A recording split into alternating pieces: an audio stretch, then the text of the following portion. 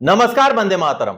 दोस्तों, स्वागत है आप सबका सैनिक पाठशाला में। दोस्तों, वीडियो बेहद महत्वपूर्ण है आज का, जैसे बोर्ड पर आप सब्जेक्ट्स देख पा रहे हैं। दोस्तों, अगर मैं आपको कहूं कि आपको ओआरओपी 1 का अगर एरियर बनता था, आपको नहीं मिला है। आपको 7वें पे कमीशन का एरियर बनता था, लेकिन आपको नहीं मिला है, तो कहीं ना कहीं आप सोचेंगे कि ये क्या बक रहा है।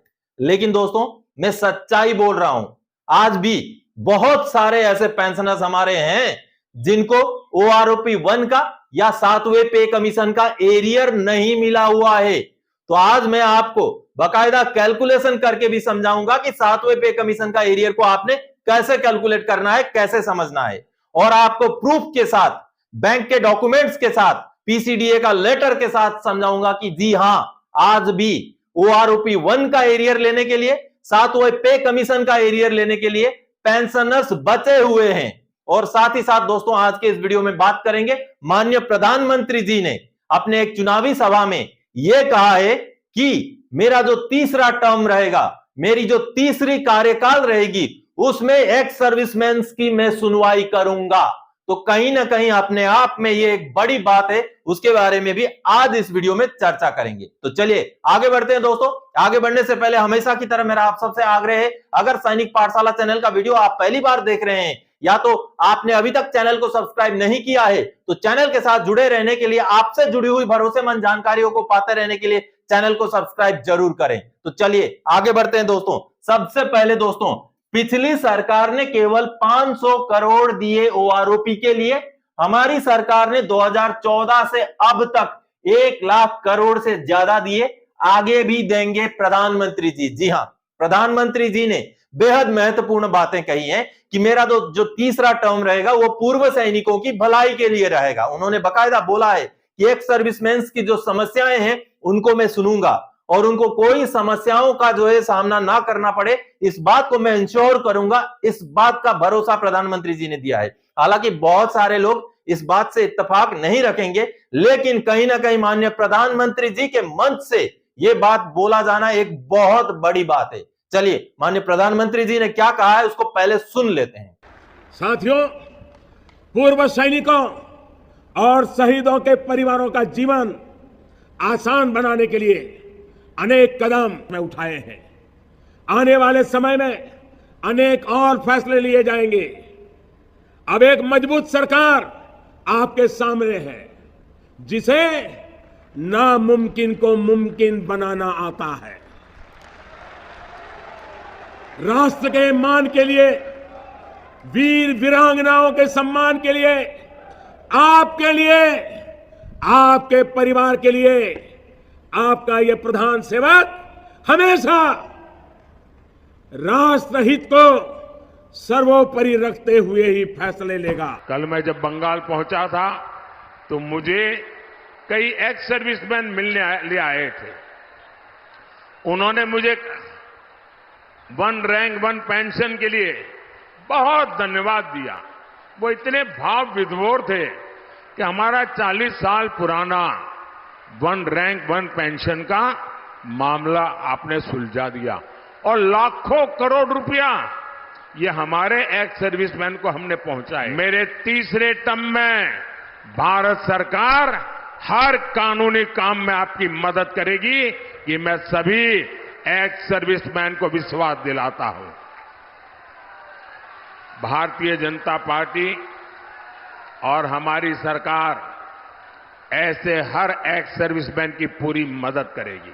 तो आप सबने अभी माननीय प्रधानमंत्री जी को सुना। चलिए दोस्तों, अब बेहद महत्वपूर्ण मुद्दा, ओआरओपी 1 का एरियर, 7वें पे कमीशन का एरियर हो सकता है आपको भी ना मिला हुआ, चेक जरूर करें। चलिए अब मैं आपको बताता हूं, ओआरओपी 2 का एरियर 3,77,477 मिला। जी हां, अब ओआरओपी 1 का और सर्कुलर 570 यानी कि 7वें पे कमीशन का एरियर मिलेगा 1,78,455 रुपए। सीपीपीसी ने गलती मानते हुए जारी कर दिया नॉन पेमेंट सर्टिफिकेट और कैलकुलेशन सीट।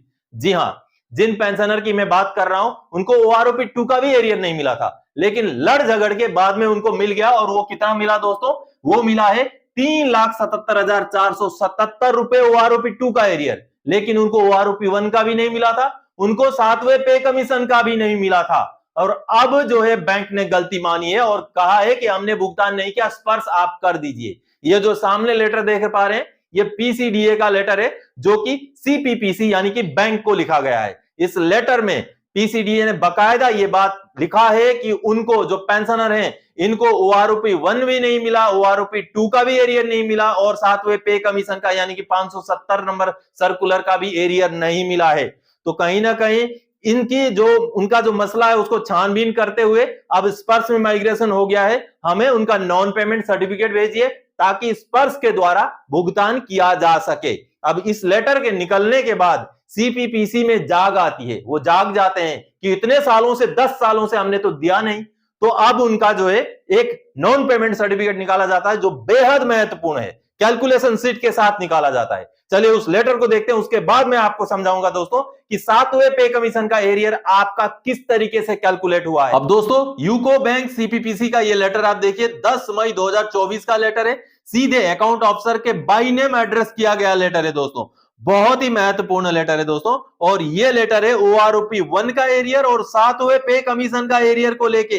सोचिए आप 10 साल हो चुके हैं ओआरओपी 1 को, लेकिन फिर भी आज भी ऐसे पेंशनर्स बचे हुए हैं जिनको ना तो ओआरओपी का एरियर मिला है, ओआरओपी 1 की बात कर रहा हूं मैं, ना ही सातवें पे कमीशन का एरियर मिला है। अब ये जो आप लेटर देखेंगे, जब इसमें समझेंगे तो आप भी दंग रह जाएंगे। और ये तो पेंशनर चलिए सोशल मीडिया के साथ जुड़े हुए हैं, सैनिक पाठशाला के वीडियोस देखते हैं, उनको जानकारी मिलती है, उन्होंने सैनिक पाठशाला के गाइडलाइन में कार्रवाई की, उनको मिलने जा रहा है। लेकिन हजारों की संख्या में आज भी ऐसे बहुत पेंशनर हैं जो ना तो सोशल मीडिया के साथ जुड़े हुए हैं, ना ही उनको सही जानकारी मिल पाती है। तो ऐसे पेंशनर अगर उनका ओआरओपी 1 छूटा हुआ है, अगर उनका सातवें पे कमीशन का एरियर छूटा हुआ है, तो वो तो कभी नहीं ले पाएंगे दोस्तों। बड़ी मतलब एक दुखद ये स्थिति है कि सीपीपीसी द्वारा भुगतान में कितना ज्यादा लापरवाही की गई है। आगे मैं दिखाता हूं अब जो सीपीपीसी द्वारा लेटर जारी किया गया, इस लेटर में क्या लिखा गया है ये देखिए। Mister Ghulam Nabi Mir is entitled for revision of service pension and disability element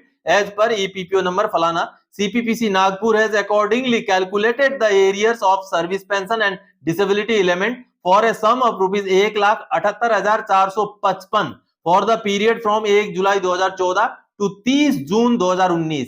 यानी कि ओआरओपी 1 और सातवां पे कमीशन दोनों में सर्विस एलिमेंट डिसेबिलिटी एलिमेंट का एरियर उनको नहीं दिया गया और अभी ये नॉन पेमेंट सर्टिफिकेट जारी किया गया है। This amount is now to be paid through Sparsh. Clearly देखिए, this amount now to be paid through Sparsh, यानी कि अब ये अमाउंट स्पर्श द्वारा भुगतान किया जाना है क्योंकि सीपीपीसी ने भुगतान नहीं किया है। सीपीपीसी खुद अपने लेटर में मानती है इस बात को। Non payment certificate along with area calculation sheet for the same is enclosed herewith for ready reference and payment. Revision of service pension and disability element under OROP 2 circular 666 has already been done. Accordingly, area of 3,77,477 had already been paid for 4 installments as per details given below. यानी कि OROP 2 का instalment उनको मिल चुका है, ये बिल्कुल मिल चुका है। पेंशनर ने मुझे ये जानकारी पहले ही दी थी कि उनको टोटल 7,77,477 रुपए ओआरओपी 2 का इंस्टॉलमेंट मिल चुका था, जिसमें से देखिए फर्स्ट इंस्टॉलमेंट में कितना मिला था, सेकंड थर्ड सब कुछ यहां पर लिखा हुआ है, कब कब कितना इंस्टॉलमेंट मिले पूरा लिखा हुआ है। ये देखिए second instalment, third, fourth instalment का पूरा ब्यौरा यहां दिया गया है। यानी कि उनको ओआरओपी 2 का एरियर तो मिल गया था, लेकिन दोस्तों ओआरओपी 1 और सातवें पे कमीशन का एरियर नहीं मिला था, जिसका अभी बैंक ने ये नॉन पेमेंट सर्टिफिकेट जारी कर दिया। देखिए ये रहा नॉन पेमेंट सर्टिफिकेट, जिसमें क्लियरली 1 जुलाई 2014 से 30 जून 2019 के बीच का 1,78,455 रुपए का एरियर हमने तो भुगतान नहीं किया जी। अब स्पर्श में माइग्रेशन हो गया है, स्पर्श वाले आप कर दीजिए, ये नॉन पेमेंट सर्टिफिकेट हम आपको दे रहे हैं। इस तरीके से ये लेटर नॉन पेमेंट सर्टिफिकेट के साथ बाय नेम अकाउंट ऑफिसर के नाम का सीपीपीसी यूको बैंक ने निकाला है। आगे मैं आपको दिखाता हूं दोस्तों कैलकुलेशन शीट। ये देखिए कैलकुलेशन कैसे किया गया, पेएबल यानी कि उनको कितना दिया जाना था। देखिए जुलाई 2014 से लेके आगे आपको मैं दिखाता हूं, ये देखिए जून 2019 तक का पूरा कैलकुलेशन शीट यहां पर बना हुआ है। और इस कैलकुलेशन शीट में किस तरीके से कैलकुलेशन किया गया है ये देखिए आप। पेएबल यानी कि उनको कितना दिया जाना चाहिए था, पे किया जाना चाहिए था, और पेड कितना दिया गया। अब इन दोनों का डिफरेंस निकाल करके हर महीने का डिफरेंस ये देखिए DIFF ये वाला डिफरेंस हर महीने का, जुलाई 2014, अगस्त 2014 करके ऐसे आगे बढ़ते बढ़ते ये जो डिफरेंस है ये ऐड होता गया। उनका डिसेबिलिटी एलिमेंट, सर्विस एलिमेंट का पूरा डिफरेंस जो है ऐड होता गया।